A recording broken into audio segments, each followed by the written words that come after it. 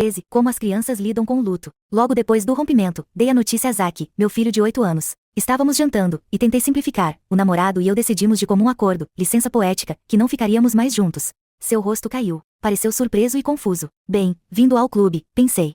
Por quê? Ele perguntou. Disse a ele que antes de duas pessoas se casarem, precisam decidir se seriam bons parceiros, não apenas naquele momento, mas pelo resto da vida, e ainda que o namorado e eu nos amássemos, ambos percebemos, novamente, licença poética, que não daríamos certo, e seria melhor para nós encontrarmos pessoas que fossem adequadas. Essa era, basicamente, a verdade, exceto por alguns detalhes, além de algumas mudanças de pronomes. Por quê? Zack voltou a perguntar. Porque vocês não seriam bons parceiros? Seu rosto estava contraído. Meu coração doeu por ele. Bom, eu disse, sabe como você costumava conviver com Asher, e então ele se dedicou para valer ao futebol, e você para valer ao basquete? Ele assentiu. Vocês dois ainda gostam um do outro, mas agora você passa mais tempo com pessoas que têm interesses parecidos. Então, vocês gostam de coisas diferentes? É, eu disse. Gosto de crianças, e ele as odeia. Que coisas? Respirei fundo. Bom, coisas como eu quero ficar mais em casa, e ele quer viajar mais. Crianças e liberdade são mutuamente excludentes. Se a rainha tivesse culhões. Porque vocês dois não podem chegar a um acordo. Porque vocês não podem, às vezes, ficar em casa e, às vezes, viajar. Refleti a respeito. Talvez pudéssemos, mas é como naquela época em que você teve que fazer dupla com a Sonja, naquele cartaz, e ela queria colocar borboletas rosa por toda parte, enquanto você queria que ele tivesse soldados clones, e, no fim, vocês acabaram com dragões amarelos, o que ficou bem legal, mas não era de fato o que nenhum de vocês dois queria. Então, no projeto seguinte, você trabalhou com o Theo, e mesmo vocês. Tendo ideias diferentes, elas eram bem parecidas, e vocês dois cederam, mas não tanto quanto você precisou fazer com a Sonja. Ele estava olhando para a mesa. Em toda convivência, as pessoas precisam chegar a um acordo, eu disse, mas se for preciso ceder demais, pode ser difícil ficar casado. Se um de nós quisesse viajar muito, e o outro quisesse muito ficar em casa, nós dois poderíamos ficar bem frustrados. Isso faz sentido? Faz, ele disse. Ficamos sentados juntos por um minuto, e de repente ele levantou os olhos e soltou, se a gente comer uma banana, a gente vai estar matando ela? O quê? Perguntei, confusa pela mudança brusca de assunto. Você sabe como a gente mata uma vaca para pegar a carne, e que é por isso que os vegetarianos não comem carne. Aham. Bom, ele continuou, se a gente arranca a banana da árvore, a gente também não está matando a banana? Acho que é mais como acontece com o cabelo, eu disse. O cabelo cai da nossa cabeça quando ele está pronto para morrer, e aí um novo cabelo nasce no seu lugar. Nascem bananas novas onde as velhas costumavam ficar.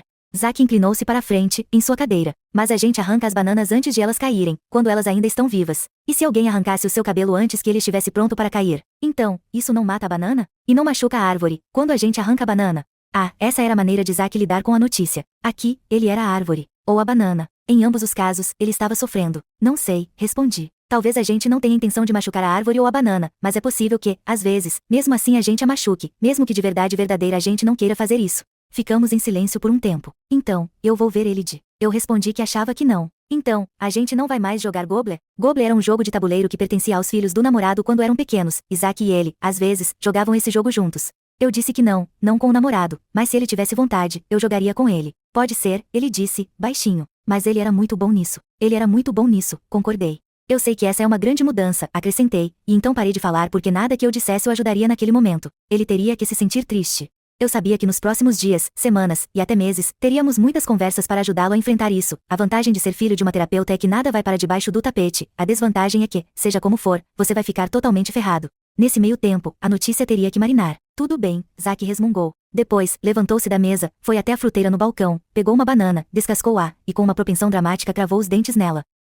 Disse, com uma expressão estranhamente satisfeita no rosto. Estaria matando a banana? Devorou a coisa toda em 3 grandes mordidas, e foi para o quarto. 5 minutos depois, saiu trazendo o jogo Gobler. Vamos dar isso para a caridade, disse, colocando a caixa junto à porta. Depois foi até mim para um abraço. Eu não gosto mais dele mesmo. 14, Harold e Maud. Na faculdade de medicina, o nome do meu cadáver era Harold. Ou melhor, foi assim que meus parceiros de laboratório e eu mesmo o denominamos, depois que o grupo ao nosso lado nomeou o deles Maud.3.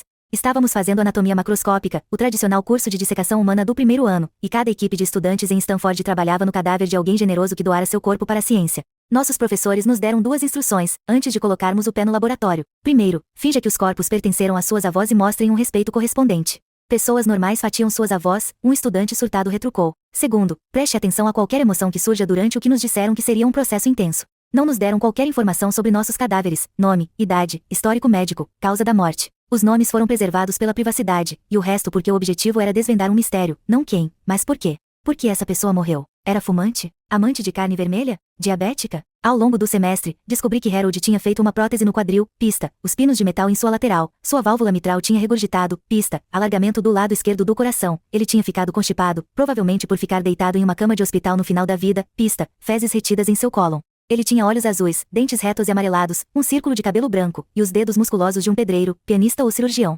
Mais tarde, eu soube que tinha morrido aos 92 anos, de pneumonia, o que surpreendeu a todos, inclusive nosso professor, que declarou, ele tinha os órgãos de um sexagenário. Maud, no entanto, tinha os pulmões cheios de tumores, e suas unhas, lindamente pintadas de rosa, disfarçavam as manchas de nicotina em seus dedos, ocasionadas pelo hábito. Era o oposto de Harold. Seu corpo envelhecera prematuramente, fazendo seus órgãos parecerem os de uma pessoa muito mais velha. Um dia, o pelotão Maud, que era como chamávamos o grupo de laboratório de Maud, extraiu seu coração. Uma das estudantes ergueu-o com cuidado, segurando-o para os outros examinarem, mas ele escorregou da sua luva, caiu no chão com um baque e se abriu. Todos nós ficamos sem fôlego, um coração partido. Como é fácil, pensei, partir o coração de alguém, mesmo quando você toma o maior cuidado para isso não acontecer. Prestem atenção às suas emoções, tínhamos sido aconselhados. Mas era muito mais conveniente mantê-las à distância, enquanto escalpelávamos nosso cadáver e serrávamos seu crânio para abri-lo como um melão. Hoje será mais um dia de Black and Decker, nosso professor disse, ao nos cumprimentar na segunda manhã daquela unidade. Uma semana depois, faríamos uma delicada dissecação do ouvido, o que significava formões e martelos, mas sem serrote. Dávamos início a cada etapa do laboratório abrindo o zíper do saco que continha nosso cadáver e fazendo uma pausa, enquanto classe, para um minuto de silêncio em homenagem às pessoas que estavam nos permitindo desmontar seus corpos. Começávamos abaixo do pescoço, deixando as cabeças cobertas em sinal de respeito, e quando subíamos até o rosto, mantínhamos suas pálpebras fechadas, novamente por respeito, e também para torná-las menos humanas para nós, menos reais. A dissecação mostrou-nos que viver é algo precário, e fazíamos o possível para nos distanciar do fato, aliviando o clima com mnemonicas obscenas passadas de classe para classe, como a dos nervos craniais, olfativo, óptico, óculomotor, troclear, trigêmeo, abducente, facial, vestibulococlear, glossofaríngeo, vago, acessório hipoglossal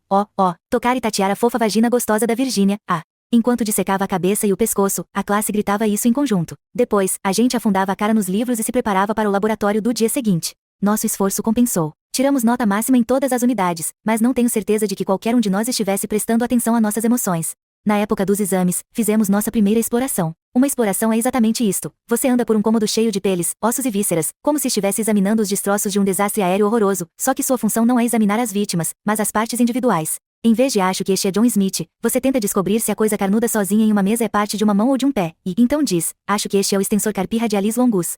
Mas até mesmo essa não foi a experiência mais tétrica que tivemos. No dia em que dissecamos o pênis de Harold e frio, parecendo couro, sem vida, os estudantes da mesa de Maud, tendo um cadáver com órgãos femininos, juntou-se a nós para observar. Kate, minha colega de laboratório, era meticulosa em suas dissecações. O professor gostava de dizer que seu foco era tão aguçado quanto uma lâmina, mas agora ela estava distraída com os gritos do pelotão Maud assistindo ao seu trabalho. Quando mais profundo ela fatiava, mais altos ficavam os gritos. Ai! Acho que vou vomitar. Mais colegas vieram assistir, e um grupo dos estudantes homens começou a dançar em círculos, protegendo suas virilhas com seus cadernos encapados com plástico. Ai, que drama, Kate murmurou. Não tinha paciência com melindres, ia ser cirurgiã. Voltando a se concentrar, Kate usou uma sonda para localizar o cordão espermático, depois empunhou novamente o escalpo e fez uma incisão vertical ao longo de toda a base do pênis, de modo a abri-lo em duas metades perfeitas, como uma salsicha. Ok, pra mim chega. Estou fora. Avisou um dos meninos, e então, ele e vários de seus colegas saíram correndo da sala. No último dia do curso, houve uma cerimônia na qual prestamos homenagens às pessoas que permitiram que aprendêssemos com seus corpos. Todos nós lemos notas pessoais de agradecimento a elas, tocamos música e os abençoamos, esperando que, mesmo que seus corpos tivessem sido desmontados, suas almas estivessem intactas e abertas para receber nossa gratidão. Falamos por um bom tempo sobre a vulnerabilidade dos nossos cadáveres, expostos à nossa vontade, cortados e esmiuçados, milímetro por milímetro, suas amostras literalmente colocadas sob um microscópio ao removermos seus tecidos. Mas os verdadeiros vulneráveis éramos nós, ainda mais por nossa resistência em admiti-lo. Éramos alunos do primeiro ano questionando se poderíamos nos aventurar nesse campo, jovens vendo a morte de perto, estudantes que não sabiam o que fazer com as lágrimas que derramavam, às vezes, nos momentos mais inesperados. Eles haviam nos dito para prestar atenção às nossas emoções, mas não estávamos certos de quais eram essas emoções ou de o que fazer com elas. Algumas pessoas faziam aulas de meditação oferecidas pela Faculdade de Medicina. Outras praticavam exercícios físicos. Outras mergulhavam nos estudos. Um estudante do pelotão da Maud começou a fumar, saindo furtivamente para uma rápida fumada e recusando-se a acreditar que terminaria cheio de tumores como seu cadáver. Inscrevi-me como voluntária em um programa de alfabetização e leitura para alunos da pré-escola. Como eles eram saudáveis. Que vivacidade. Como as partes dos seus corpos estavam intactas. E quando não estava fazendo isso, eu escrevia. Escrevia sobre as minhas experiências, e fiquei curiosa quanto às experiências de outras pessoas. Depois comecei a escrever sobre essas experiências para revistas e jornais. A certa altura, escrevi sobre uma aula chamada Doutor Paciente, que nos ensinava como interagir com as pessoas que um dia trataríamos. Como parte do nosso exame final, cada estudante foi filmado anotando um histórico médico, e meu professor comentou que fui a única aluna a perguntar à paciente como ela estava se sentindo. Essa deveria ser sua primeira pergunta, ele disse à classe. Stanford enfatizava a necessidade de tratar os pacientes como pessoas, e não casos, mas ao mesmo tempo nossos professores diziam que estava ficando mais difícil fazer isso por causa da maneira como a medicina estava mudando. Já não existiam relacionamentos interpessoais a longo prazo e encontros significativos. Estes foram substituídos por um sistema modernoso chamado gestão clínica, com suas consultas de 15 minutos, tratamento à moda industrial, e restrições ao que um médico poderia fazer com cada paciente. Quando concluí a anatomia macroscópica, pensei muito sobre que especialidade eu poderia escolher. Haveria uma em que o antigo modelo de medicina familiar persistia? Ou eu não saberia o nome de muitos dos meus pacientes, muito menos conheceria alguma coisa das suas vidas? Acompanhei médicos de várias especialidades, eliminando as que tinham menos interação com os pacientes. Urgência e emergência, empolgante, mas raramente você volta a ver seus pacientes. Radiologia, você vê imagens, não pessoas. Anestesiologia, seus pacientes estão dormindo. Cirurgia, idem. Gostei de clínica médica e pediatria, mas os médicos que acompanhei me alertaram que essas práticas estavam se tornando bem menos pessoais e para sobreviver, eles precisavam dar conta de 30 pessoas diariamente. Alguns chegaram a dizer que, se estivessem começando agora, pensariam em outra especialidade. Por que se tornar médica, se você pode escrever? Um médico perguntou-me, depois de ter lido alguma coisa que eu tinha escrito para uma revista. Quando eu estava na NBC, trabalhava com histórias, mas queria a vida real. Agora que tinha a vida real, eu me perguntava se na prática diária da medicina moderna não haveria espaço para histórias de pessoas. O prazeroso, descobri, era me aprofundar na vida de outras pessoas, e quanto mais eu escrevia como jornalista, mais me via fazendo exatamente isso. Um dia, conversei com uma professora sobre meu dilema, e ela sugeriu que eu fizesse as duas coisas, jornalismo e medicina. Se eu conseguisse uma renda extra como escritora, ela disse, poderia ter uma clínica menor e atender pacientes da maneira que os médicos costumavam fazer. Mas, acrescentou, eu ainda teria que me reportar às companhias de seguro, com uma papelada que tomava tempo, o que me afastaria dos cuidados com o paciente. As coisas realmente chegaram a esse ponto, pensei. Escrever é uma maneira de bancar a vida como médica? Não costumava ser o contrário. De todo modo, refleti sobre sua ideia. Àquela altura, no entanto, eu estava com 33 anos, ainda tinha mais 2 anos de faculdade de medicina, no mínimo 3 anos de residência, talvez uma bolsa de estudos depois disso, e sabia que queria ter uma família. Quanto mais eu via de perto os efeitos da gestão clínica, menos conseguia me imaginar assumindo o risco de anos para terminar minha formação e depois tentar descobrir se seria possível planejar o tipo de prática que eu queria, sendo ao mesmo tempo uma escritora. Além disso, eu não tinha certeza de que conseguiria fazer as duas coisas pelo menos, não bem, e ainda ter espaço para uma vida pessoal. No final do semestre, sentia-me como se tivesse que escolher, jornalismo ou medicina. Escolhi jornalismo, e nos anos que se seguiram publiquei livros e escrevi centenas de histórias para revistas e jornais. Por fim, pensei, havia encontrado minha vocação profissional. Quanto ao restante da minha vida, a família, ela também se encaixaria. Quando deixei a faculdade de medicina, tinha certeza absoluta disso. 15, sem maionese. Falando sério, vocês, psicólogos, só se importam com isso? John está novamente sentado no meu sofá, com as pernas cruzadas e descalço. Veio de Havaianas, porque hoje a pedicure foi ao estúdio. Noto que suas unhas do pé são tão perfeitas quanto seus dentes. Acabei de perguntar algo sobre sua infância, e ele não ficou satisfeito com isso. Quantas vezes preciso te dizer?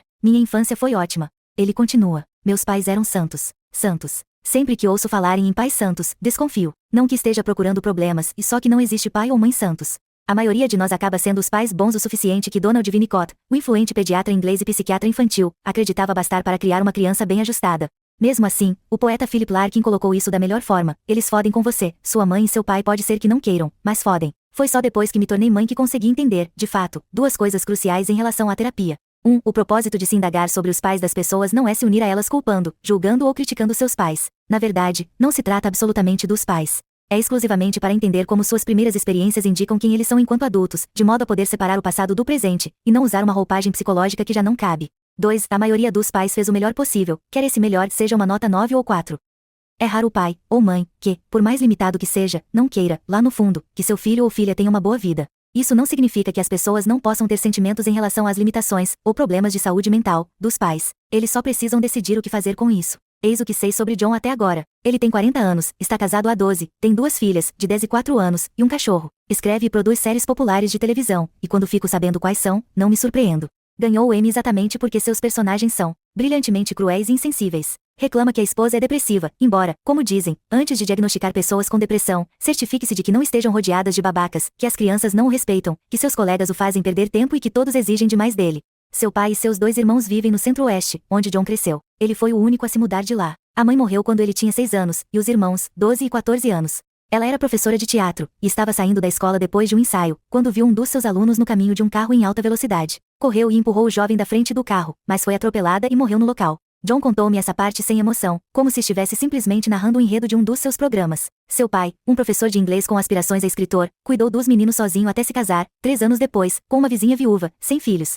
John descreveu sua madrasta como sem sal, mas não tenho nada contra ela. Embora John tenha muito a dizer sobre os vários idiotas na sua vida, seus pais têm estado bastante ausentes das nossas conversas. Durante meu estágio, um supervisor sugeriu que, com pacientes muito defensivos, uma maneira de ter uma noção do passado deles é perguntar, sem pensar muito, quais são os 3 adjetivos que lhe vêm imediatamente à mente em relação à personalidade da sua mãe ou do seu pai. Essas respostas espontâneas sempre deram a mim, e a meus pacientes, insights úteis sobre seus relacionamentos parentais. Mas com John, isso não resulta em nada.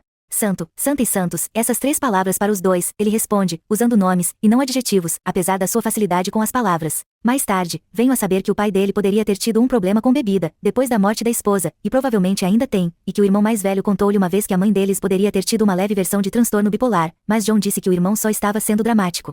Estou curiosa quanto à infância de John por causa do seu narcisismo, seu egocentrismo, sua defensiva, sua depreciação dos outros, a necessidade de dominar a conversa, e o senso de direito, basicamente o fato de ser um babaca, tudo atende aos critérios de diagnóstico de um transtorno de personalidade narcísica. Notei esses traços em nossa primeira sessão, e, embora alguns terapeutas pudessem indicá-lo para outro profissional, as personalidades narcísicas não são consideradas boas candidatas para uma terapia introspectiva, orientada para um autoconhecimento. Face às dificuldades dos pacientes em se verem e verem os outros com clareza, mostrei-me disposta. Não queria perder o ser humano por detrás do diagnóstico. Sim, John tinha me igualado a uma prostituta, agido como se fosse a única pessoa na sala, e sentia que era melhor do que todos os outros. Mas debaixo disso, o quanto ele era, de fato, diferente do restante de nós. O termo transtorno de personalidade evoca todo tipo de associações, não apenas para terapeutas, que consideram esses pacientes difíceis, mas também na cultura popular. Existe até na Wikipédia um verbete que cataloga personagens cinematográficos e os transtornos de personalidade que eles exemplificam. A versão mais recente do Manual Diagnóstico e Estatístico dos Transtornos Mentais, a Bíblia Clínica dos Distúrbios Psicológicos, lista 10 tipos de transtornos de personalidade, divididos em 3 grupos. Grupo A, estranho, bizarro, excêntrico. Paranoide, esquizoide, esquizotípico. Grupo B, dramático, errático. Antissocial, borderline, histriônico, narcísico. Grupo C, ansioso, apreensivo, esquivo, dependente, obsessivo-compulsivo. Na prática com pacientes externos, vemos pacientes, sobretudo, do grupo B pessoas desconfiadas, paranoides, solitárias, esquizoides ou excêntricas, esquizotípicas, não tendem a buscar terapia, então lá se vai o grupo A pessoas que evitam conexão, esquivas, esforçam-se para agir como adultos, dependentes, ou são workaholics rígidas, obsessivo-compulsivas, em geral também não buscam ajuda, portanto, lá se vai o grupo C. O sujeito antissocial do grupo B frequentemente também não nos procura. Mas as pessoas que vivenciam dificuldades nos relacionamentos e são ou extremamente emocionais, histrionicas e borderlines, ou casadas com pessoas assim, narcisistas, vêm até nós.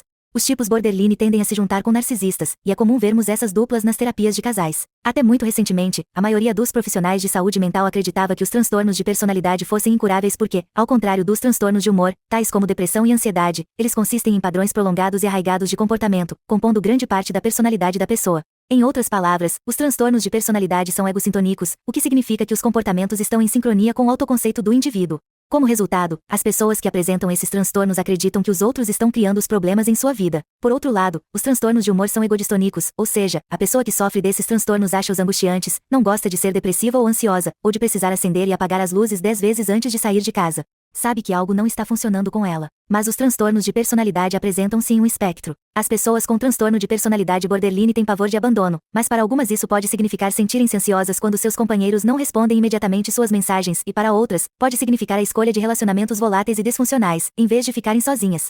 Ou pense no narcisista. Quem não conhece alguém que se encaixe no perfil em graus variados, realizado, carismático, inteligente e espirituoso, mas assustadoramente egocêntrico? Mais importante, apresentar traços de um transtorno de personalidade não significa, necessariamente, que uma pessoa atenda aos critérios de um diagnóstico oficial. De tempos em tempos, em um dia extraordinariamente difícil, ou quando pressionado até que se toque num ponto sensível, qualquer um apresenta um tanto desse ou daquele transtorno de personalidade, porque todos nós estamos arraigados ao desejo intrinsecamente humano de autopreservação, aceitação e segurança. Se você pensa que isso não se aplica a você, pergunte a seu companheiro ou a sua melhor amiga. Em outras palavras, assim como eu sempre tento ver a pessoa como um todo, e não apenas o retrato instantâneo, também tento ver as dificuldades subjacentes, e não apenas o código de diagnóstico de 5 dígitos que posso colocar numa guia do plano de saúde. Se confiar demais nesse código, começo a ver cada aspecto do tratamento por essa lente, o que interfere no estabelecimento de uma verdadeira relação com o indivíduo ímpar sentado à minha frente. John pode ser narcisista, mas ele também é John.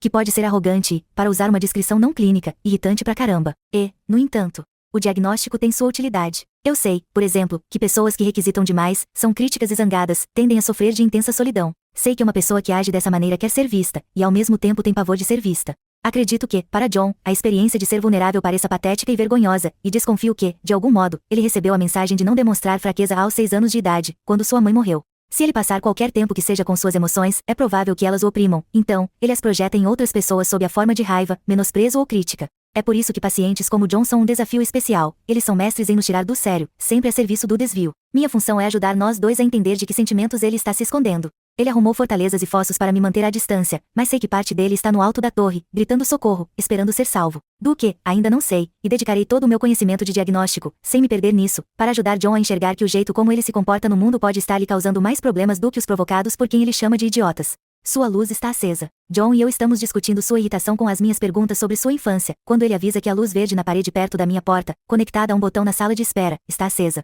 Dou uma olhada para a luz, depois para o relógio. A sessão começou há apenas 5 minutos, então deduzo que meu próximo paciente deva ter chegado anormalmente cedo. Digo, imaginando se John estaria tentando mudar de assunto, ou se poderia, até mesmo, ter alguns sentimentos quanto ao fato de não ser meu único paciente. Muitos desejam, secretamente, ser o único paciente de seu terapeuta. Ou, pelo menos, o favorito, o mais engraçado, o mais divertido e, acima de tudo, o mais amado. Dá para você atender? John pergunta, indicando a luz com um gesto de cabeça. É meu almoço. Fico confusa. Seu almoço? O entregador de comida está aí fora. Você vetou os celulares, então eu disse para ele apertar o botão. Ainda não tive tempo de almoçar, e agora tenho uma hora livre, quero dizer, 50 minutos. Preciso comer. Estou desconcertada. Normalmente as pessoas não comem durante a terapia, mas quando isso acontece, elas perguntam algo do tipo, tudo bem se eu comer aqui hoje? E trazem sua própria comida. Até meu paciente hipoglicêmico trouxe comida para dentro dessa sala uma única vez, e foi para evitar entrar em choque. Não se preocupe, John diz, percebendo a expressão no meu rosto. Você pode comer um pouco, se quiser. Então, ele se levanta, segue pelo corredor, e pega seu almoço com o entregador, na sala de espera. Quando volta, abre o saco, coloca um guardanapo no colo, desembrulha o sanduíche, dá uma mordida e então desiste. Jesus Cristo, eu disse sem maionese. Olhe para isso. Ele abre o sanduíche para me mostrar a maionese, e com a mão livre alcança seu celular, presumivelmente para reclamar sobre seu pedido, mas dirijo-lhe um olhar, lembrando da política de sem celular. Ele fica vermelho, e me pergunto se poderia gritar comigo também, mas em vez disso, ele apenas explode com idiota. Eu pergunto, você o quê? Eu me lembro de que uma vez você descreveu sua última terapeuta como simpática, mas uma idiota. Eu também sou simpática, mas uma idiota? Não, de jeito nenhum, ele diz, e fico satisfeita que ele tenha conseguido reconhecer que alguém na sua vida não seja idiota. Obrigada, digo. Pelo quê? Por dizer que não sou uma idiota. Não foi isso que eu quis dizer, ele responde. Quis dizer que não, você não é simpática. Não me deixa usar o celular para ligar para o idiota que pôs maionese no meu sanduíche. Então sou má e idiota? Ele sorri, e quando o faz, seus olhos cintilam e as covinhas aparecem. Por um segundo, consigo ver porque algumas pessoas poderiam achá-lo charmoso. Bom, você é má, sem dúvida. Ainda não sei quanto ao quesito idiota. Ele está sendo brincalhão, e sorriu de volta. Ufa, digo. Pelo menos você está me dando o benefício de me conhecer primeiro. Gosto disso. Ele começa a se mexer, desconfortável com minha tentativa de interagir. Está tão desesperado para escapar desse momento de contato humano, que começa a mastigar seu sanduíche com maionese e desvia o olhar. Mas não está me enfrentando, o que já é alguma coisa. Percebo uma abertura microscópica. Sinto muito que você me ache uma pessoa má, digo. Foi por isso que fez o comentário sobre os 50 minutos? O insulto da amante, de que eu mais pareço sua prostituta, era mais complicado, mas imagino que ele tenha feito a brincadeira dos 50 minutos pelo mesmo motivo que a maioria das pessoas o fazem, elas gostariam de poder ficar mais tempo, mas não sabem como dizer isso diretamente. Reconhecer seu apego faz com que se sintam vulneráveis demais. Não, acho bom que sejam 50 minutos. Ele diz. Vai saber, se eu ficasse uma hora, você poderia ficar perguntando sobre a minha infância. Só quero te conhecer melhor, digo. O que tem para conhecer? Sou ansioso e não consigo dormir. Estou tocando 3 séries, minha esposa reclama o tempo todo, minha filha de 10 anos está se comportando como uma adolescente, a de 4 sente falta da babá, que foi embora fazer faculdade, a porra do cachorro está se comportando mal, e estou cercado de idiotas que dificultam a minha vida além do necessário. E, francamente, a esta altura estou puto da vida. É muita coisa, digo. Você está lidando com muita coisa. John não diz nada. Mastiga a comida e analisa um ponto no chão, perto das suas havaianas. É isso mesmo, ele diz, por fim. O que há de tão difícil de entender em 2 palavras? Sem maionese. Só isso. Sabe, em relação a esses idiotas, eu tenho uma ideia a respeito. E se as pessoas que estão te deixando louco não estiverem tentando te deixar louco? E se essas pessoas não forem idiotas, mas razoavelmente inteligentes, e só estão fazendo o melhor que podem num determinado dia? John ergue ligeiramente os olhos, como se refletisse sobre isso. E se você também estiver? Acrescento baixinho, pensando que por mais que ele seja duro com os outros, provavelmente é 3 vezes mais duro consigo mesmo. John começa a dizer alguma coisa e para. Olha de volta para suas havaianas, levanta um guardanapo, e finge limpar as migalhas na sua boca. Mas eu percebo o que acontece. Rapidamente, ele leva o guardanapo para cima, abaixo do olho. Droga de sanduíche. Ele diz, enfiando o guardanapo na sacola de comida, juntamente com o resto da refeição, antes de atirar tudo na lata de lixo sob a minha mesa. Chua. Um arremesso perfeito. Ele olha para o relógio. É muito louco, entende? Estou morto de fome, é meu único intervalo para comer, e não posso nem usar o celular para pedir um almoço decente. Você chama isso de terapia? Tenho vontade de dizer, sim, isso é terapia, cara a cara, sem celulares nem sanduíches, de modo a 2 pessoas poderem se sentar juntas e estabelecerem uma conexão. Mas sei que John se limitará a uma réplica sarcástica. Penso no que Margot deve enfrentar, e me pergunto qual deverá ser seu próprio histórico psicológico para ter escolhido John. Vou fazer um trato com você, John diz. Vou te contar uma coisa sobre a minha infância, se puder pedir um almoço do restaurante no fim da rua. Peço pra nós dois. Vamos ser civilizados e ter uma conversa, comendo uma bela salada chinesa de frango, ok? Ele olha para mim, esperando. Normalmente, eu não faria isso, mas a terapia não segue uma regra. Precisamos de limites profissionais, mas se eles forem abertos demais, como um oceano, ou muito constritivos, como um aquário, teremos problemas. Um tanque para peixes parece perfeito. Precisamos de espaço para a espontaneidade, motivo pelo qual, quando Wendell me deu um chute, funcionou. E se John precisa de certa distância entre nós, sob a forma de comida, para se sentir confortável conversando comigo nesse momento, que seja. Digo-lhe que podemos pedir o almoço, mas que ele não precisa falar sobre sua infância. Não é um toma lá, dá cá. Ele me ignora e liga para um restaurante para fazer o pedido, processo que, logicamente, o frustra. Certo, sem molho. Não, molho. Ele está gritando no celular, que está no viva voz. MOLHO. Ele suspira alto, revira os olhos. Molho extra? O sujeito do restaurante pergunta no inglês precário, e John fica furioso ao tentar explicar que o molho deveria vir separado. Tudo é um problema, eles têm Pepsi Diet, e não Coca Diet, podem chegar aqui em 20 minutos, e não em 15. Observo, horrorizada e perplexa. Deve ser muito difícil ser John, penso. Enquanto eles encerram o pedido, John diz alguma coisa em chinês, e o sujeito não entende. John não sabe como o sujeito não compreende sua própria língua, e o atendente diz que fala cantonês. Eles desligam, e John olha para mim, incrédulo. O quê? Eles não usam mandarim? Se você sabe chinês, por que não usou isso para fazer o pedido? Pergunto. John me lança um olhar intimidador. Porque eu falo inglês. Credo. John resmunga até a chegada do almoço, mas depois que começamos nossas saladas, ele abaixa um pouco a guarda. Eu já tinha almoçado, mas como um pouco de salada mesmo assim, para acompanhá-lo. Existe uma cumplicidade inerente ao se compartilhar uma refeição. Ouço algumas histórias sobre seu pai e seus irmãos mais velhos, e como ele acha estranho que, embora não se lembre muito da mãe, tenha começado a sonhar com ela alguns anos atrás. Vem tendo versões do mesmo sonho, como no filme Feitiço do Tempo, e não consegue fazê-los parar. Ele quer que parem. Mesmo durante o sono, diz, está sendo incomodado. Ele só quer paz. Pergunto sobre o sonho, mas John diz que falar sobre isso o deixará nervoso demais, e ele não está me pagando para deixá-lo nervoso. Não acabou de me dizer que queria paz? Eles não ensinam capacidade de escuta aos terapeutas? Quero conversar sobre o que ele acabou de dizer para desafiar sua crença de que não deveria se sentir desconfortável na terapia, e que pode encontrar paz sem também passar por desconforto, mas para isso preciso de tempo, e só restam poucos minutos. Pergunto quando ele tem paz. Passeando com o cachorro, ele diz. Até Rose começar a se comportar mal. Costumava ser tranquilo. Penso no porquê de ele não querer trazer o sonho para esta sala. Seria porque aqui se tornou uma espécie de santuário para ele, longe do trabalho, da esposa, das crianças, do cachorro, dos idiotas do mundo, e do fantasma da mãe que lhe aparece no sono? Ei, John, tento. Você está se sentindo em paz neste momento? Ele joga os achis dentro da sacola onde acabou de descartar os restos da sua salada. Claro que não, responde, acrescentando um revirar de olhos impaciente. Ah, digo, deixando passar. Mas John não deixa. Nosso horário acabou, e ele se levanta para ir embora. Está de brincadeira? Continua, ao se dirigir para a porta. Aqui dentro. Paz?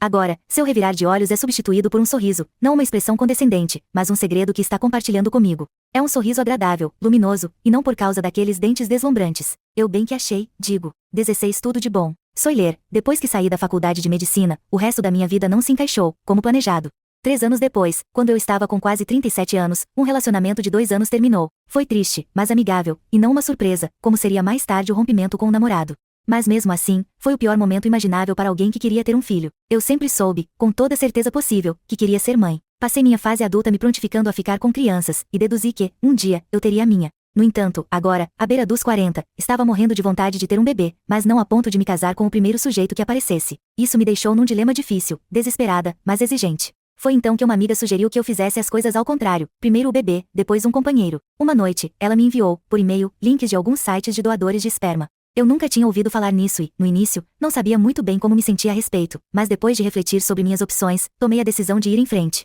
Agora, só precisava encontrar um doador. Claro que eu queria alguém com um ótimo histórico de saúde, mas nesses sites havia outras características a considerar, e não apenas itens como cor do cabelo, ou altura. Eu queria um jogador de lacrosse ou um acadêmico em literatura, um fanático por Truffaut ou um trombonista, um extrovertido ou um introvertido. Surpreendi-me ao ver que em muitos aspectos os perfis desses doadores pareciam perfis para encontros, só que, em sua maioria, os candidatos eram estudantes de faculdade e forneciam suas notas no SAT, equivalente americano ao Enem. E havia algumas outras diferenças básicas, destacando-se entre elas os comentários das chamadas moças do laboratório. Elas eram as mulheres, parecia só haver mulheres, que trabalhavam nos bancos e conheciam os doadores quando eles vinham para dar uma liberada. As moças do laboratório escreviam, então, o que denominavam impressões da equipe, e juntavam-nas aos perfis dos doadores, mas não havia um parâmetro aparente para que tipo de impressões elas compartilhariam. Seus comentários variavam loucamente de ele tem bíceps incríveis, para ele tende a enrolar, mas acaba fazendo o serviço. Eu desconfiava de qualquer aluno de faculdade cuja protelação estendia-se à masturbação. Confiei enormemente nessas impressões da equipe, porque quanto mais eu lia os perfis, mais percebia querer alguma ligação intangível com o doador que teria uma ligação com o meu filho.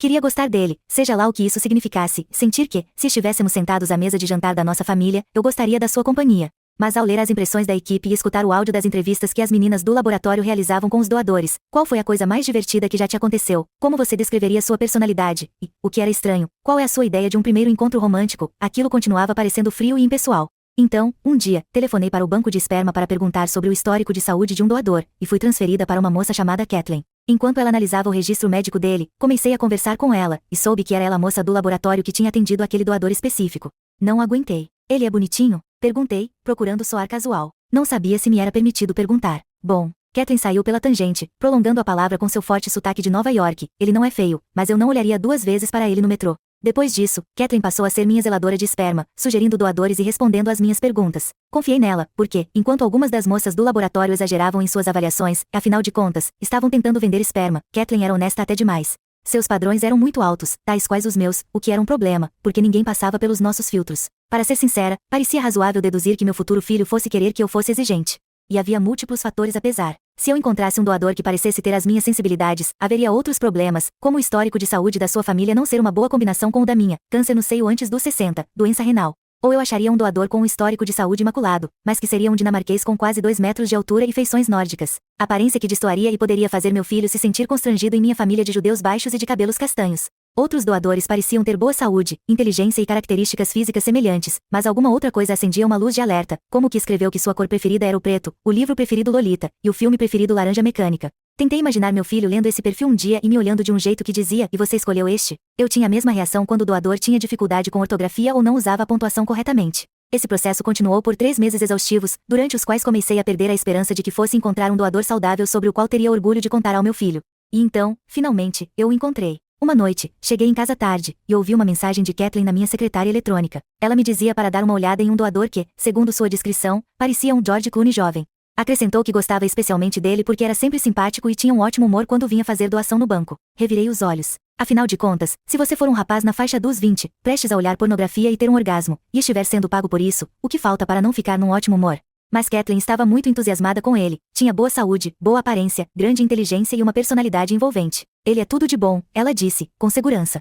Kathleen nunca tinha parecido tão animada, então entrei no site para dar uma olhada. Cliquei no perfil dele, estudei seu histórico de saúde, li seus ensaios, escutei sua entrevista por áudio, e soube instantaneamente, da mesma maneira que as pessoas falam sobre amor à primeira vista, que tinha encontrado o cara. Tudo a respeito dele, seus gostos e aversões, seu senso de humor, seus interesses e valores, parecia familiar. Eufórica, mas exausta, decidi dormir um pouco e lidar com os detalhes pela manhã. O dia seguinte calhava de ser meu aniversário, e durante a noite tive sonhos vividos sobre o meu bebê pelo que pareceram 8 horas seguidas. Pela primeira vez, imaginei um bebê de verdade, vindo de 2 pessoas específicas, em vez de uma ideia nebulosa de uma criança com metade da sua ascendência em branco. De manhã, pulei da cama com um surto de excitação, a música Child of Mine estava tocando na minha cabeça. Feliz aniversário para mim. Nos últimos anos, eu vinha querendo um bebê, e encontrar um doador com o qual eu me sentia tão confortável pareceu o melhor presente de aniversário possível. Indo até o computador, sorri com a minha boa sorte, eu ia de fato levar isso adiante. Digitei a URL do banco de esperma, encontrei o perfil do doador e li tudo de novo. Tive tanta certeza quanto tivera na noite anterior de que ele fosse o cara, aquele que faria sentido para meu filho ou filha, quando perguntasse por quê, entre todos os doadores possíveis, eu tinha escolhido ele. Coloquei o doador no meu carrinho de compras online, exatamente como teria feito com um livro da Amazon, conferi o pedido novamente, depois cliquei em confirmar compra. Vou ter um bebê, pensei. O momento pareceu monumental. Enquanto o pedido era processado, planejei o que tinha que fazer em seguida: marcar um horário para a inseminação, comprar vitaminas pré-natais, montar um registro do bebê e providenciar a montagem do quarto dele. Em meio aos pensamentos, notei que meu pedido estava demorando um tempo para ser finalizado. A ampulheta que girava na minha tela, conhecida como a roda giratória da morte, parecia estar rodando há um tempo extraordinariamente longo.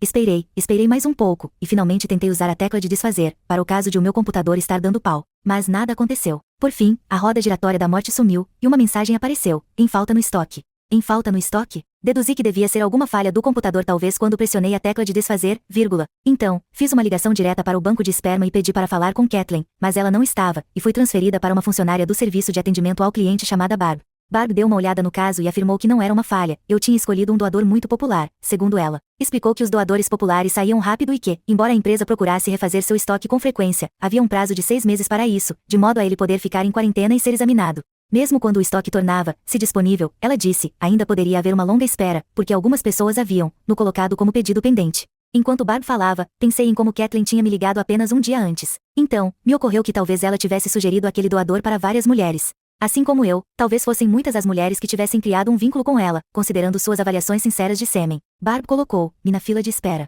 Não seja boba de perder seu tempo esperando, ela tinha dito, de forma ameaçadora. Então desliguei o telefone e me senti perdida. Após meses de uma busca inútil, tinha encontrado meu doador, e meu futuro bebê tinha, finalmente, parecido uma realidade, não apenas uma ideia na minha cabeça. Mas agora, no meu aniversário, tinha que abrir mão daquele bebê. Estava de volta ao ponto de partida. Debrucei-me sobre meu notebook, contemplando o espaço. Fiquei ali por um tempo, até reparar, no canto da minha mesa, num cartão de visitas que tinha recebido na semana anterior, em um evento voltado para contatos profissionais. Era de um cineasta de 27 anos chamado Alex. Eu tinha conversado com ele só por uns 5 minutos, mas deu para ver que ele era educado, inteligente e parecia saudável, e pensei, com a impulsividade de alguém que esteja ficando sem opções, que talvez eu pudesse pular os bancos online e tentar achar um doador no mundo real. Alex encaixava-se no perfil do tipo de doador que eu procurava. Por que não perguntar se ele pensaria a respeito? Afinal de contas, o pior que ele poderia dizer era não. Escolhi meu tópico de assunto com cuidado, uma pergunta em comum, e escrevi um e-mail despretensioso. Ei, você se lembra de mim, daquele evento de networking? Depois, convidei-o para um café, de modo a poder fazer minha pergunta em comum. Alex respondeu, indagando se eu poderia mandar a pergunta por e-mail. Respondi que preferia discutir lá pessoalmente. Ele respondeu, claro. E em seguida, tínhamos um encontro marcado para um café, domingo, ao meio-dia. Eu estava nervosa quando cheguei ao Urt Café, para dizer o mínimo. Depois de mandar meu e-mail impulsivo, tive certeza de que Alex diria não, e depois contaria o que eu havia feito a 10 dos seus amigos, deixando-me tão humilhada que eu jamais conseguiria ir de novo a um evento de networking. Pensei em desistir, mas queria tanto um bebê que senti que precisava fazer isso, só para conferir. A resposta a uma pergunta não feita é sempre não, repetia várias vezes comigo mesma.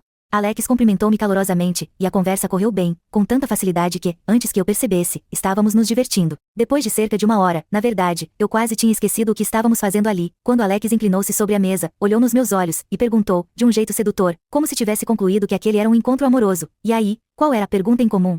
Na mesma hora meu rosto ficou quente, fiquei com as palmas das mãos suadas e fiz o que qualquer pessoa normal faria em tais circunstâncias, emudeci. A gravidade e a maluquice do que eu estava prestes a fazer deixaram-me sem fala. Alex esperou até eu começar a articular as palavras, desconcertada, usando analogias incoerentes para explicar o meu pedido. Dizia coisas como, não tenho todos os ingredientes para a receita, e é como doar um rim, mas sem remover o órgão. No momento em que eu disse a palavra órgão, fiquei ainda mais afobada e tentei mudar o rumo da conversa. É como doar sangue, eu disse, só que existe sexo em vez de agulhas. Com isso, decidi calar a boca. Alex olhava-me com uma expressão estranha, e pensei, a vida não fica mais humilhante do que isso. Mas ficou. Porque rapidamente ficou claro que Alex não fazia ideia do que eu estava tentando perguntar. Olhe, consegui dizer. Tenho 37 anos e quero ter um bebê. Não estou tendo sorte com os bancos de esperma, e me pergunto se você consideraria. Dessa vez, Alex entendeu claramente, porque todo seu corpo ficou paralisado, até seu mocha latte ficou suspenso no ar. Além de um paciente catatônico na faculdade de medicina, eu nunca tinha visto alguém tão imóvel na minha vida. Por fim, os lábios dele moveram-se e saiu uma palavra, uau. Depois, lentamente, foram saindo mais palavras, eu não estava esperando isso de jeito nenhum. Eu sei, eu disse. Estava me sentindo péssima por tê-lo colocado em uma situação tão constrangedora, por ter tocado no assunto, e estava prestes a dizer isso quando, para minha surpresa, Alex acrescentou, mas estou disposto a conversar a respeito. Agora era minha vez de ficar paralisada, antes de dizer, por fim, uau. As próximas horas voaram. Alex e eu conversamos sobre tudo, da nossa infância aos sonhos futuros. Parecia que conversar sobre esperma tinha derrubado todas as barreiras emocionais, do mesmo modo que fazer sexo com alguém, pela primeira vez, pode abrir as comportas emocionais. Quando finalmente nos levantamos para ir embora, Alex disse que precisava pensar um pouco e que me procuraria, e eu falei que tudo bem. Mas eu tinha certeza de que, depois que ele refletisse a respeito, eu nunca mais teria notícias dele. Naquela noite, no entanto, o nome dele apareceu na minha caixa de entrada. Cliquei na sua mensagem, esperando uma rejeição simpática. Em vez disso, ele escreveu, até agora estou tendendo para sim, mas com mais perguntas. Então, marcamos um outro encontro. Nos 2 meses seguintes, encontramo-nos com tanta frequência no URT, que comecei a chamar o café de meu escritório de esperma, e meus amigos começaram a chamá-lo, simplesmente, de Spurt junção de Sper, no original em inglês, e URT. No Spurt, conversamos sobre tudo, de amostras de sêmen e históricos médicos a contratos e contato com a criança. Por fim, chegamos ao ponto onde falamos sobre como fazer a transferência, se deveríamos ter o médico fazendo a inseminação, ou fazer sexo para aumentar as chances de concepção. Ele escolheu sexo. Sinceramente, eu não fiz objeção. E mais sinceramente, fiquei empolgada com essa evolução. Afinal de contas, imaginava que na minha vida futura como mãe, não haveria muitas oportunidades para fazer sexo com alguém lindo como Alex, 27 anos, músculos abdominais definidos e maçãs do rosto esculpidas. Nesse meio tempo, comecei a monitorar obsessivamente meus ciclos menstruais. Um dia no Spurt, mencionei a Alex que estava prestes a ovular, portanto, se fosse para tentarmos naquele mês, ele tinha exatamente uma semana para tomar uma decisão. Em outras circunstâncias, isso poderia parecer muita pressão a colocar sobre alguém, mas àquela altura parecia um fato consumado, e eu não tinha tempo a perder. Já tínhamos examinado nosso plano de todos os ângulos possíveis, legal, emocional, ético, prático. Agora, também, tínhamos piadas internas e apelidos um para o outro, além de termos criado um vínculo quanto à bênção que seria aquela criança. Uma semana antes, Alex tinha até perguntado se, como qualquer outra oportunidade de negócio, eu tinha recorrido a outros, ou se aquela era uma oferta exclusiva. Tive um rápido impulso de inventar uma disputa de lances para selar o acordo. Pat está rodeando, e também existe interesse da parte de Gary, então é melhor você entrar em contato até sexta-feira. A coisa está fervendo sobre esse assunto, mas quis que nosso relacionamento fosse baseado em total sinceridade e, de qualquer modo, tinha certeza de que Alex diria sim. No dia seguinte ao que defini como data limite, decidimos caminhar na praia para discutir, pela última vez, os detalhes finais do contrato que tínhamos elaborado. Enquanto passeávamos pela orla, caiu uma garoa do nada. Olhamos um para o outro, era melhor voltar, mas então a garoa transformou-se em uma verdadeira tempestade. Nós dois estávamos de mangas curtas, e Alex tirou a jaqueta amarrada na cintura e colocou-a sobre os meus ombros. Enquanto estávamos de frente um para o outro, ensopando-nos na chuva na praia, ele me deu o sinal verde oficial. Depois de todas as negociações, todo o tempo para nos conhecermos, todas as perguntas sobre o que aquilo significaria para nós e a criança, estávamos prontos. Vamos fazer seu bebê, ele disse, e lá estávamos nós, abraçando-nos e sorrindo, eu numa jaqueta enorme que chegava aos meus joelhos, abraçando aquele homem que me daria seu esperma, e pensei em como mal podia esperar para contar essa história ao meu filho, um dia. Ao voltarmos para seu carro, Alex deu-me sua cópia do contrato assinada. E então, sumiu. Não tive notícias dele por 3 dias. Poderia não parecer muito tempo, mas se você está saindo dos 30, prestes a ovular, e sua única opção para um bebê está numa lista de espera indefinida, 3 dias são uma eternidade. Tentei não tirar conclusões precipitadas, o estresse é ruim para a concepção, mas quando Alex, finalmente, ressurgiu, deixou-me uma mensagem dizendo, precisamos conversar.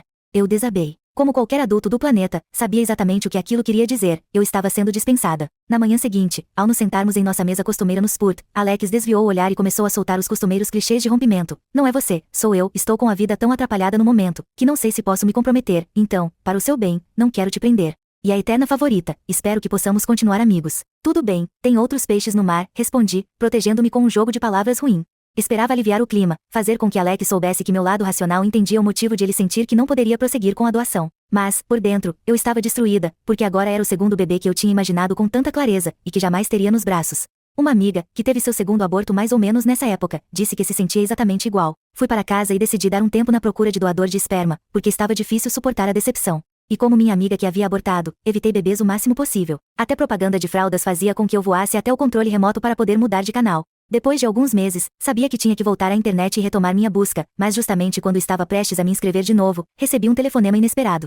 Era Kathleen, minha moça do laboratório do banco de esperma. Lori, boa notícia, anunciou com seu forte sotaque do Brooklyn. Alguém devolveu um frasco do garoto Clooney. O garoto Clooney, o meu cara, aquele que era tudo de bom, devolveu? Perguntei. Fiquei em dúvida quanto ao que pensar sobre um sêmen devolvido. Pensei em como, no Whole Foods, não se pode devolver nenhum item de higiene pessoal, mesmo com uma nota fiscal. Mas Kathleen garantiu-me que o frasco não tinha saído do seu tanque lacrado de nitrogênio, e que não havia nada de errado com o produto. Alguém tinha, simplesmente, engravidado de algum outro jeito, e não precisava mais da reserva. Se eu a quisesse, teria que comprá-la agora. Clooney tem uma lista de espera, você sabe. Ela começou, mas antes de terminar a frase, eu já tinha dito sim. No final daquele outono, eu estava jantando com um grupo de pessoas depois do meu chá de bebê, quando minha mãe reparou que o verdadeiro George Clooney estava sentado em uma mesa próxima. Todos na nossa mesa sabiam da descrição de Kathleen do jovem George Clooney, e um a um, meus amigos e minha família, apontaram para minha enorme barriga e depois viraram a cabeça em direção ao ator.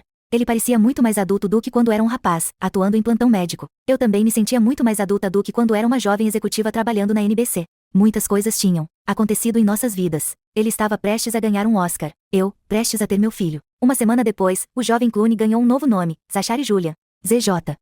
Ele é amor, alegria, encanto e magia. Ele é, como Kathleen diria, tudo de bom. Pule 8 anos para o futuro, uma espécie de déjà vu. Quando o namorado diz, não posso viver com uma criança na minha casa pelos próximos 10 anos, sou levada de volta para aquele dia no URT, quando Alex me disse que, no fim das contas, não podia ser meu doador. Eu me lembrarei de como fiquei devastada, mas também de como Kathleen me telefonou logo depois, ressuscitando o que tinha parecido o fim de um sonho. As situações parecerão similares o bastante, a reviravolta que me pegou de surpresa, os planos frustrados, e para que, sob a dor resultante da declaração do namorado, eu pudesse ter esperança de que as coisas se arranjariam de novo. Mas, desta vez, algo parece muito diferente. 17. Sem lembrança nem desejo. Em meados do século XX, o psicanalista britânico Wilfred Bion postulou que os terapeutas deveriam abordar seus pacientes sem lembrança ou desejo. Segundo ele, as lembranças dos terapeutas estavam propensas a interpretações subjetivas, mudando com o tempo, enquanto seus desejos poderiam ir contra o que seus pacientes queriam. Em conjunto, lembranças e desejos podem criar noções tendenciosas que os terapeutas sustentam durante o tratamento, conhecidas como ideias formuladas. Bion queria que os profissionais entrassem em cada sessão comprometidos a ouvir o paciente no momento presente, em vez de serem influenciados pela memória, permanecendo abertos a várias decorrências, em vez de serem influenciados pelo desejo. No começo do meu estágio, fui orientada por um seguidor de Bion e desafiei-me a começar cada sessão sem lembrança, nem desejo. Adorava a ideia de não ser desviada por noções preconcebidas. Também parecia haver um estilo zen nesse tipo de renúncia, parecido com a noção budista de se libertar do vínculo. No entanto, na prática, parecia mais uma tentativa de imitar HM, o famoso paciente do neurologista Oliver Sacks, cujo dano cerebral confinava-o a viver apenas no momento presente, sem a capacidade de se lembrar do passado imediato ou conceber o futuro. Com meus lóbulos frontais intactos, não conseguia me forçar a esse tipo de amnésia. É claro que sei que o conceito de Bion era mais matizado, e que há uma importância em rever os aspectos dispersivos da memória e do desejo à nossa porta. Mas cito Bion aqui porque, quando dirijo para minhas sessões com Wendell, penso em como, do lado da sala onde está o paciente, do meu lado, nenhuma lembrança, do namorado, e nenhum desejo, pelo namorado, se aproximariam da graça divina. É quarta-feira de manhã, e estou no sofá de Wendell, sentada a meio caminho entre as posições A e B, tendo acabado de arrumar as almofadas às minhas costas. Estou plenamente decidida a começar com o que aconteceu no trabalho no dia anterior, quando eu estava na cozinha comum e avistei um exemplar da revista Divorce sobre uma pilha de material de leitura que seria colocado na sala de espera. Imaginei as pessoas que assinavam essa revista chegando em casa no final do dia e encontrando, entre todas as contas e catálogos de lojas, esse periódico com a palavra divórcio em letras amarelas, na capa.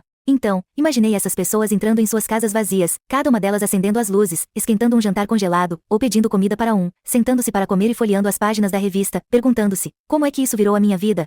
Eu pensava que as pessoas que seguiam em frente depois do divórcio estivessem fazendo outro tipo de coisa, e não lendo aquela revista, e que a maioria dos assinantes seria de pessoas como eu, recém-feridas, tentando dar um sentido a tudo aquilo. Claro, eu não tinha me casado com um namorado, então isso não era um divórcio, mas era para nos casarmos, o que, segundo meu pensamento, colocava-me numa categoria semelhante. Eu até sentia que, sob um determinado aspecto, aquele rompimento poderia ser pior do que um divórcio. Num divórcio, as coisas já ficaram ruins, levando, assim, à separação. Se é para lamentar uma perda, não é melhor ter um arsenal de lembranças desagradáveis, silêncios pétreos, gritaria, infidelidade, decepção pesada, para mitigar as boas? Não é mais difícil abrir mão de um relacionamento cheio de lembranças felizes? Parecia-me que a resposta era sim. Então, eu estava sentada à mesa, tomando um iogurte e dando uma olhada nas manchetes da revista, curando-se da rejeição, lidando com pensamentos negativos, criando a nova você, quando meu celular vibrou, indicando a chegada de um e-mail. Não era, como eu ainda tinha a ilusão de esperar, do namorado. O assunto dizia, prepare-se para a melhor noite da sua vida. Deduzi ser um spam, mas se não fosse, quem era eu para recusar a melhor noite da minha vida, considerando o quanto me sentia mal? Cliquei nele e vi que o e-mail era uma confirmação dos ingressos do show que eu tinha comprado meses atrás, como uma surpresa para o próximo aniversário do namorado. Nós dois amávamos aquela banda, e as músicas deles tinham sido como uma trilha sonora do nosso relacionamento. No nosso primeiro encontro, descobrimos que tínhamos a mesma música preferida de todos os tempos. Não podia me imaginar indo àquele show com alguém que não fosse o namorado, especialmente em seu aniversário. Deveria ir? Com quem? Eu não ficaria pensando nele no seu aniversário? Que levantou a seguinte pergunta, ele estaria pensando em mim? E se não estiver, eu não signifiquei nada para ele. Voltei a olhar a manchete da Divorce, lidando com pensamentos negativos. Estava tendo dificuldade para lidar com meus pensamentos negativos, porque, fora da sala de Wendell, eles não tinham muita vazão. Os rompimentos tendem a cair na categoria de perdas silenciosas, menos tangíveis a outras pessoas.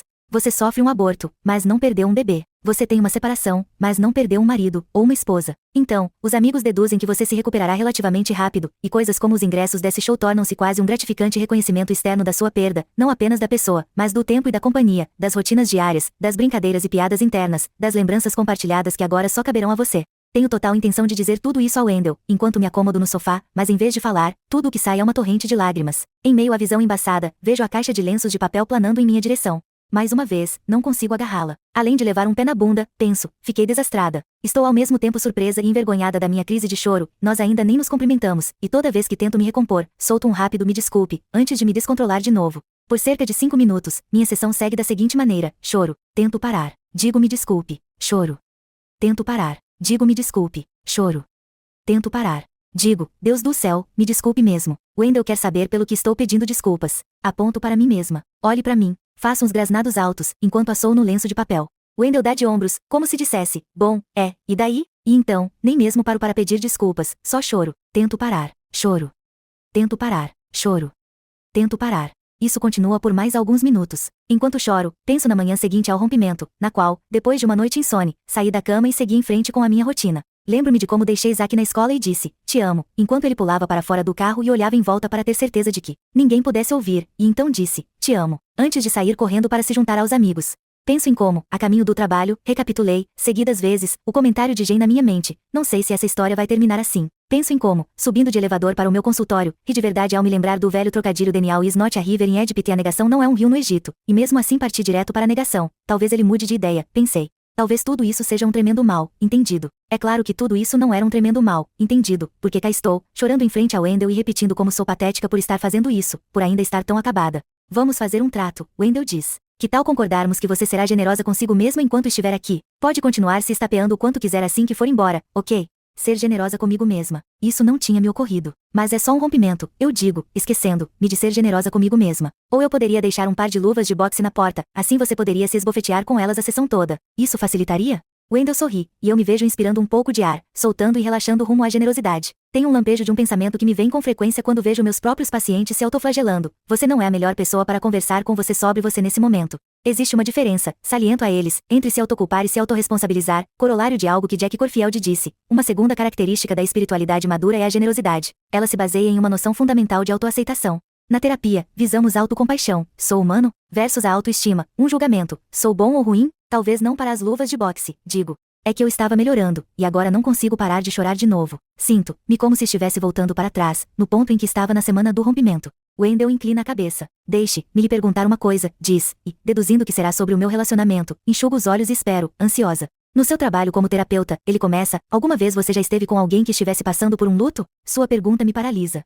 Já atendi pessoas lidando com todo tipo de luto, a perda de um filho, de um pai ou uma mãe, de um cônjuge, de um irmão ou uma irmã, a perda de um casamento, de um cachorro, de um trabalho, de uma identidade, de um sonho, de uma parte do corpo, da juventude. Atendi pessoas cujos rostos fecham-se em si mesmos, cujos olhos tornam-se fendas, cujas bocas lembram a imagem de O Grito, de Munch. Atendi pacientes que descrevem seu luto como monstruoso e insuportável. Uma paciente, citando algo que havia escutado, disse que aquilo a deixou alternadamente entorpecida e com uma dor agonizante. Também presenciei o luto de longe, como na época da faculdade de medicina, quando estava transportando amostras de sangue no pronto atendimento e escutei um som tão chocante que quase derrubei os tubos. Era um lamento, mais animalesco do que humano, tão penetrante e primitivo que levei um minuto para descobrir sua origem. Do lado de fora, no corredor, havia uma mãe, cuja filha de 3 anos tinha se afogado, depois de sair correndo pela porta dos fundos e cair na piscina no intervalo de 2 minutos em que a mãe tinha subido para trocar a fralda do bebê. Enquanto eu escutava o lamento, vi o marido chegar e receber a notícia, ouvi seu choque rompendo em gritos, como que em coro com os gemidos, urros da mulher. Foi a primeira vez que escutei essa música singular de tristeza e angústia, mas, desde então, escutei-a inúmeras vezes.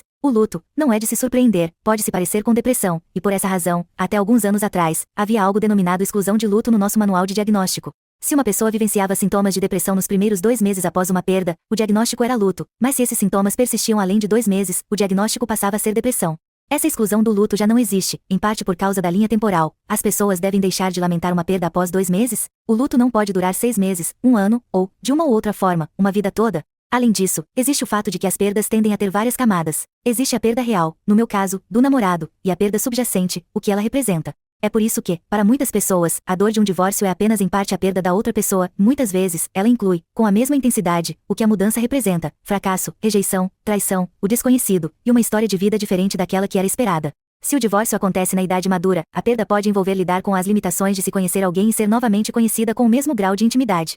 Lembro-me de ler a experiência de uma divorciada ao conhecer um novo amor, depois do término de seu casamento que durou décadas. Nunca olharei David nos olhos na sala de parto, ela escreveu. Nunca conhecerei sua mãe. E também é por isso que a pergunta de Wendell é tão importante. Ao me pedir que me lembre da sensação de estar com pessoas que estão atravessando um luto, está me mostrando o que pode fazer por mim neste exato momento. Ele não pode consertar meu relacionamento interrompido. Não pode mudar os fatos. Mas pode me ajudar, porque sabe isto, todos nós temos um profundo desejo de entender a nós mesmos e de sermos entendidos. Quando vejo casais em terapia, muitas vezes um deles reclamará não de que você não me ama, mas de que você não me entende. Uma mulher disse ao marido: sabe quais são as 3 palavras que para mim são ainda mais românticas do que eu te amo? Você está linda, ele tentou. Não, a esposa disse, eu te entendo. Minhas lágrimas recomeçam, e penso em como será para Wendell ficar aqui sentado, comigo. Tudo que nós terapeutas fazemos, dizemos ou sentimos, enquanto estamos atendendo nossos pacientes, é mediado por nossas histórias, e tudo o que vivenciei influenciará a maneira como estarei em uma determinada sessão, em uma determinada hora. A mensagem de texto que acabei de receber, a conversa que tive com uma amiga, minha interação com o serviço de atendimento ao cliente enquanto tento resolver um erro na minha conta bancária, o clima, quanto de sono tive, o que sonhei antes da minha primeira sessão do dia, uma lembrança inspirada pela história de um paciente, e tudo isso influenciará minha atitude durante a terapia. A pessoa que eu era antes do namorado é diferente de quem sou agora. A pessoa que eu era quando meu filho era um bebê é diferente de quem sou agora nas sessões, inclusive nesta com Wendell. E ele é diferente. Nesta sessão comigo por causa do que quer que tenha acontecido em sua vida até agora. Talvez minhas lágrimas estejam trazendo algum luto que ele tenha vivenciado, e também seja doloroso para ele aguentar isso. Ele é tão misterioso para mim quanto eu sou para ele, e mesmo assim cá estamos, juntando forças para desvendar a história que me trouxe até aqui. É função de Wendell me ajudar a editar minha história. Todos os terapeutas fazem isto. Que material é irrelevante? Os coadjuvantes são importantes ou são uma distração? A história está avançando ou o protagonista anda em círculos? Os pontos do enredo revelam um tema? As técnicas que usamos parecem-se um pouco com o tipo de cirurgia cerebral em que o paciente permanece acordado durante o procedimento, enquanto os cirurgiões operam, ficam checando com o paciente. Consegue sentir isso? Consegue dizer essas palavras? Pode repetir essa frase? Eles conferem, constantemente, quão próximos estão de regiões sensíveis do cérebro, e, se tocam em uma, recuam para não danificá-la.